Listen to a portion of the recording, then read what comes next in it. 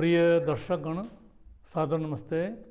आज हम मंतव्य चालीसा के चौथे बिंदु पर विचार करेंगे। बिंदु है चार वेद। हम सनातन धर्म वालों को यही स्पष्ट नहीं है कि हमारे धार्मिक ग्रंथ कौन है। पहले भी इस बात की कहीं स्थान पर चर्चा आई, लेकिन अब ये विषय ही आ गया है तो इसको स्पष्ट करना आवश्यक है।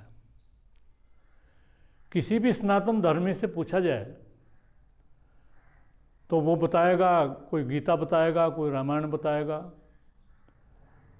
वैसे तो मानते नहीं है सिख लोग, लेकिन ये भी सनातनी लोग ही हैं, सनातन धर्म को ही मानते हैं, उन्हीं परंपराओं को लेकर चल रहे हैं। वो गुरु ग्रंथ साहब को बताएंगे।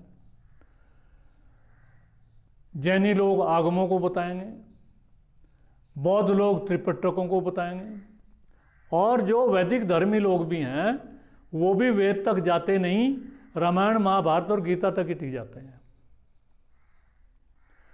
सबसे पहला जो ज्ञान इस धरती पर आया मनुष्य के पैदा होने के बाद, सृष्टि के आदि में 200 करोड़ साल पहले, वो वेदों का ज्ञान आया। और वो वेदों का ज्ञान अग्नि, वायु, आदित्य, अंगिरा के माध्यम से आया। और चार वेदों का ज्ञान चार पुस्तकों में है: ऋग्वेद, यजुर्वेद, सामवेद, अथर्ववेद। और इसको हम अपौरुषेय मानते हैं। ये पुरुष की रचना नहीं है, ये परमात्मा की रचना है। आप कहेंगे परमात्मा तो कोई व्यक्ति तो है नहीं, वो तो शक्ति है। पहली चर्चा में आपको बताया, तो वो तो शक्ति है, व्यक्ति नहीं है। लेकिन शक्ति दे देता है वो जीवात्मा जो शरीर ग्रहण करती है, जो मुक्ति का सुख भोग करके जीवात्माएं शरीर धारण करती हैं, उनको वो शक्ति प्राप्त हो जाती है। आजकल भी कुछ इस प्रकार की जीवात्माएं पैदा होती हैं जो बचपन से ही बहुत बड़ी बड़ी बातें, रामायण की, महाभारत की कथाओं की, 5-5, 6-6 साल के बच्चे ऐसा करने लगते हैं। विज्ञान जगत में भी भारत में एक बहुत बड़े गणित वैज्ञानिक पैदा हुए हैं, रामानुजन, श्रीनिवास रामानुजन। और उनको कुछ ऐसी दृष्टि थी कि अपने स्कूल शिक्षा के दौरान ही उन्होंने इतने बड़े बड़ी प्रमेय, इतनी बड़ी बड़ी थ्योरम गणित की दे दी कि जो दुनिया भर के बड़े बड़े गणितज्ञ थे वो भी उनको समझ नहीं सके। तो ये जो इस प्रकार की दृष्टि है, अब व्यक्ति अपने व्यक्तित्व से ऊपर उठ करके को अलग दूसरे अंतर जगत में जा करके इस प्रकार की शक्ति प्राप्त करता है। तो इसमें क्या संदेह है कि परमात्मा ने मुक्त जीवात्माओं को शरीर दे करके इस प्रकार की शक्ति दे करके भेजा कि वो परमात्मा के ज्ञान को उन्होंने अपने मुख से कहा। और उस समय में ब्रह्मा आदि जो ऋषि हैं ऐसी ऊंचे श्रेणी के पैदा हुए कि वो बोलते गए और वो याद करते गए, उन्होंने रट लिया उनको। और ये ज्ञान लाखों वर्षों तक सुना करके चलता रहा, इसलिए इनका वेदों का नाम श्रुति भी है। सुन करके जो चला आगे, पुस्तकें नहीं लिखी गई, ऐसे चला। आज भी मुझे तो सौभाग्य प्राप्त हुआ ऐसे महापुरुषों का, सैकड़ों का। दिल्ली में एक बार विश्व वेद सम्मेलन हुआ था, उसमें वृद्धावस्था के लोग भी थे, जवान भी थे, बच्चे भी थे, जिनको 1 वेद, 2 वेद, 3 वेद, 4 वेद याद थे और उनका उच्चारण करते थे।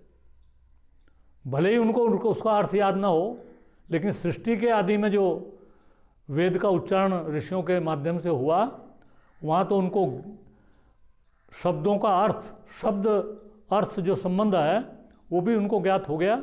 और उसकी उन्होंने आगे व्याख्या की, जो ब्राह्मण ग्रंथों के रूप में विद्यमान है।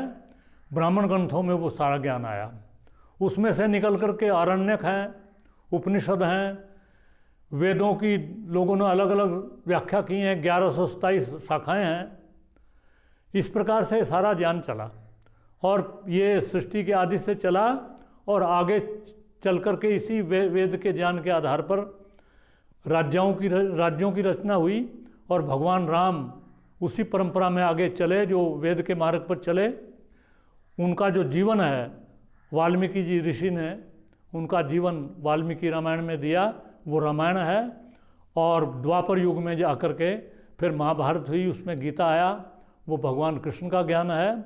ये राम और कृष्ण सब वेद के अनुयायी हैं और इसी कारण से हम इनको मानते हैं, हम इनका अनुकरण करते हैं और इसीलिए हमने गीता को, रामायण को, महाभारत को अपना ग्रंथ माना है। लेकिन ये सब ग्रंथ बहुत अच्छे हैं और इनको पढ़ना चाहिए, हमें इनका अनुसरण भी इनकी बातों का करना चाहिए। लेकिन ये बात समझनी चाहिए कि केवल वेद ही स्वतः प्रमाण है। स्वतः प्रमाण का अर्थ कि जिसके प्रमाण किसी दूसरे की देने की आवश्यकता न हो। बाकी जितने भी ग्रंथ हैं, ब्राह्मण ग्रंथ हैं, उपनिषद हैं, आरण्यक हैं, रामायण है, महाभारत है, उसमें यदि किसी बात पर हमें शंका होती है तो वेद ही ऐसी कसौटी है जिसके आधार पर उसको सही और गलत के बारे में हम समझ सकते हैं और निर्णय ले सकते हैं। ऐसा हमने वेदों के संबंध में समझना चाहिए। बड़ा दुर्भाग्य इस देश का रहा कि महाभारत के बाद महर्षि दयानंद तक इस पर कोई विचार नहीं हुआ और वेदों की जो रचना थी उसके जो अर्थ थे उसका अनर्थ करके लोगों ने उसका कहीं का कहीं पहुंचा दी बात। महर्षि दयानंद पहले व्यक्ति हैं जिन्होंने वेद के सही अर्थ, यद्यपि महर्षि दयानंद भी ये मानते हैं कि मैं यदि कपिल कणाद के समय में पैदा होता तो मेरी स्थिति ऐसी थी जैसे किसी जंगल में कोई अरंड का दरख्त हो, बहुत छोटा सा होता है अरंड का दरख्त, और वट वृक्ष वगैरह बहुत बड़े बड़े होते हैं। वो वट वृक्ष के साथ अपनी तुलना अरंड की ऋषियों के साथ महर्षि दयानंद ने की है। तो महर्षि दयानंद ने कभी ये दावा नहीं किया, लेकिन उन्होंने सही व्याख्या वेदों की है। महर्षि अरविंद ने बहुत अच्छा कहा महर्षि दयानंद के बारे में, अंग्रेजी में बोला उन्होंने, अंग्रेजी में बताऊंगा। So far as the interpretation of Vedas is concerned, Maharshi Dayanand will be known as the first interpreter of the right clues. जहाँ तक वेदों की व्याख्या का प्रश्न है, महर्षि दयानंद को सही प्रथम मार्गदर्शक के रूप में जाना जाएगा। प्रथम मार्गदर्शक हैं और आगे दयानंद होने की आवश्यकता है। वेदों का ज्ञान अथाह है, उसको समझने के लिए बहुत सैकड़ों दयानंद भी कम पड़ जाएंगे। तो मैं किसी महापुरुष तक वेदों को सीमित नहीं करता। वेद बहुत बड़ा ज्ञान है और उसको समझने के लिए जैसा दुनिया में शोध चल रहा है भौतिक जगत में, उस प्रकार का आध्यात्मिक जगत में भी कभी दुनिया को बुद्धि आएगी, अकल आएगी, समझेंगे आत्मा को, परमात्मा को, मुक्ति को, इसको तो इस पर भी शोध करेंगे। तो ये अथाह है, इसके बारे में बहुत प्रयास की आवश्यकता है। इतना ही मैं चारों वेदों के संबंध में बताना पर्याप्त समझता हूँ। इति ओम शम नमस्ते जी।